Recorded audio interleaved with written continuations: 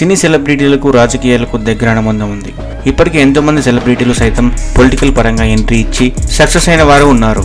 మరికొంతమంది ముఖ్యమంత్రులుగా కూడా పేరు సంపాదించుకున్నారు. ఇప్పటికీ కూడా తెలుగు ఇండస్ట్రీలో ఉండే నటులు కూడా పొలిటికల్ పరంగా ఎంట్రీ ఇస్తూనే ఉన్నారు. ఈ క్రమంలోనే తెలుగు సినీ ప్రేక్షకులకు అత్యంత సుపరిచితుడుగా మారిన హీరో నిఖిల్ కూడా రాజకీయాల్లోకి ప్రవేశించారంటూ గతంలో వార్తలు వినిపించిన విషయం తెలిసింది. అయితే నిన్నటికి నిన్న ఆయన టీడీపీ కండువా కప్పుకోవడంతో టీడీపీలోకి వచ్చారంటూ కూడా ఒక వార్త తెరపైకి వచ్చింది. అంతేకాదు నిఖిల్ సిద్ధార్థ్ యాదవ్ టీడీపీ పార్టీలో చేరినట్లు ఆయనకు పసుపు కండువా కప్పి పార్టీలోకి ఆహ్వానించారు టీడీపీ జాతీయ ప్రధాన కార్యదర్శి నారా లోకేష్.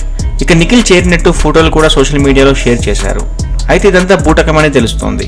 ఇక్కడ ఆసక్తికరమైన విషయం ఏమిటంటే నిఖిల్ మావయ్య కొండయ్య యాదవ్ కి టీడీపీ చీరాల టికెట్ కేటాయించడం జరిగింది. దీంతో నిఖిల్ కూడా ఈ మేరకు ట్వీట్ చేసి తన మామయ్యకి సపోర్ట్ చేస్తున్నట్లు ప్రకటించారు. ఇక ఇక్కడ ట్విస్ట్ ఏమిటంటే టీడీపీలో నిఖిల్ చేరలేదని, కేవలం ఆయనకు సపోర్ట్ గా మాత్రమే అక్కడికి వెళ్లారని, అయితే ఆయనను టీడీపీ వర్గాలు ఆహ్వానించాయని స్పష్టం చేశారు. ఇకపోతే 2019లో టీడీపీ తరపున కూడా నిఖిల్ ప్రచారం చేసిన విషయం తెలిసిందే.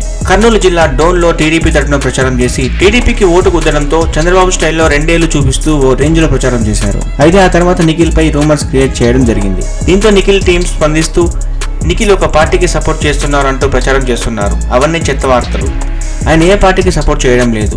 మంచి వాళ్ళు ఎక్కడ ఉంటే అక్కడ నిఖిల్ సపోర్ట్ చేస్తారు. ఆయన ఒక యాక్టర్ గా కాకుండా యంగ్ ఇండియన్ గా తన వంతు కృషి చేస్తారు అంటూ తెలిపారు నిఖిల్ టీం. ఇకపోతే డోన్ అభ్యర్థి నిఖిల్ ఫ్యామిలీ మెంబర్ కాబట్టే అక్కడ సపోర్ట్ చేశారు అంటూ అప్పట్లో ఒక వీడియో రిలీజ్ చేశారు. మొత్తానికి అయితే తన మావయ్యకు సపోర్ట్ చేస్తున్నారు తప్ప తాను టీడీపీ పార్టీలోకి చేరలేదని స్పష్టం చేశారు.